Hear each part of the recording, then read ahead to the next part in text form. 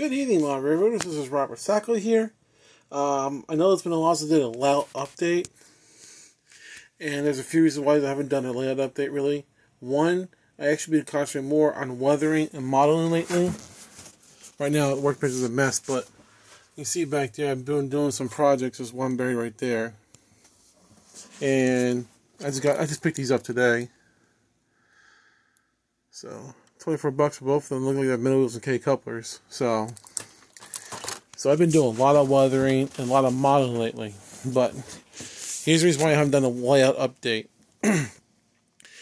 I love my track plan, but the problem I run into, because even though I have curves at like 24, 26 radius, even with me soldering the track and all that, I still had a little bit of kinks. And after I test some 6-axle locomotives, I still derail. So I'm going to do a different approach. I did rip up the track and everything, and I'm starting out fresh again. No, I did not tear the layout down. I'm going to use Cato Union track. Years ago, I used to have an N-scale layout. I used the Cato track. Never let me down. So I took all my Code 83 LS track curves, turnouts, and all that, packed it away for right now, because my dream layout, I'm going to use that. I'll have broader curves, and I don't have to worry about kinks or anything like that. So all that's been put away. So, second thing is, I watched a video on CSX Kentucky, I believe, and there's a thing called Hagen's Pass. It's a switchback. And it adds a really cool operation to the layout, and I've been thinking about modeling that too, so that's why I stopped working on layout too. So between all that, I decided to go for it and make some track changes.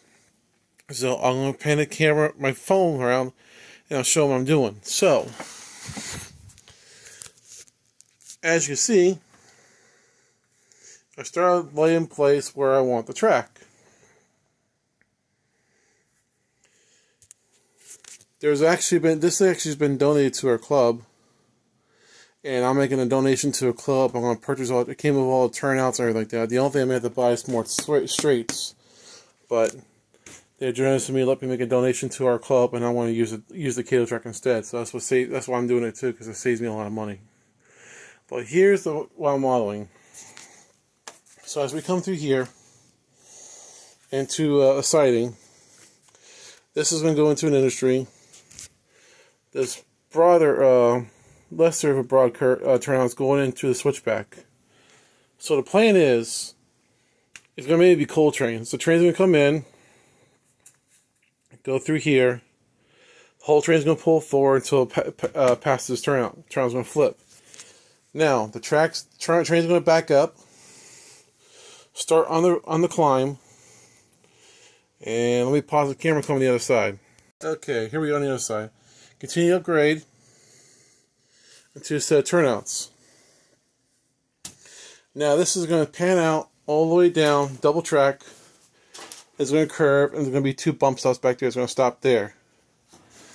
Now, the whole train is probably not going to fit in one siding, so it's going to back up, uncouple, pull forward, flip the switch, go on the other siding until the engine's clear. Once the engine's clear, they'll flip this switch. It'll continue to upgrade, pass the turnout until it goes back up, couples up the rest of this train, and continues back upgrade. I'm going to pause again. Okay, now it's going to continue back upgrade through here, and it's going to go to this turn right here.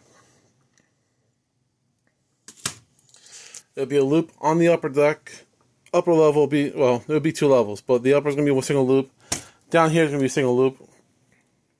I'm still going to have my coal mine on the other side. On this side, I may not have as many industries on this layout, but I will have a power plant on the lower level. Probably still back in that back corner. And I'll have the coal mine on the other side, on the upper level. And on this side back here, I may get some building flats for back there for some switching for a couple boxcars and all that. And that's pretty much about it. So I'm going to test my luck on something a little different. Instead of building a helix, let's do a switchback and see how this works out. And the other reason why I'm doing this too, because on my dream layout, as you see, I've still been buying a bunch of building stuff like that for my main layout. Is it's going to have the switchback on it, but it's going to approximately hold about 60 cars, 30 cars per line. So this line right here probably will hold approximately about maybe 10 cars per line. So I'm not going to pull a long train on this going to the upper deck. The lower level, I can do a moderate train, but it's not going to go to the switchback. So that's my plan right now with this layout. It's going to be base Kentucky. Still the Mountain Subdivision layout with base Kentucky because of Hogan Pass switchback. It's on YouTube actually. Just type in CSX switchback and you'll see it. It's really neat.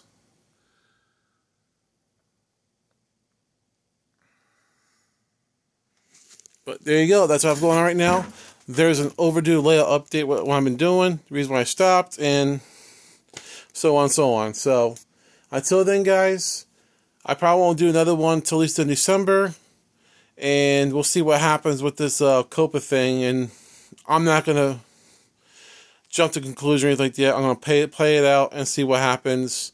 Worst case scenario, if it comes down to if it's gonna be really bad, I will mark all my videos private for time being until it just pans, until the waters calm out. But I'm not going to take down my YouTube channel just yet. So until then, my rivers, you guys all have a safe Thanksgiving out there. Please be safe. Tell the family members I said hi, and y'all have a train-tastic day.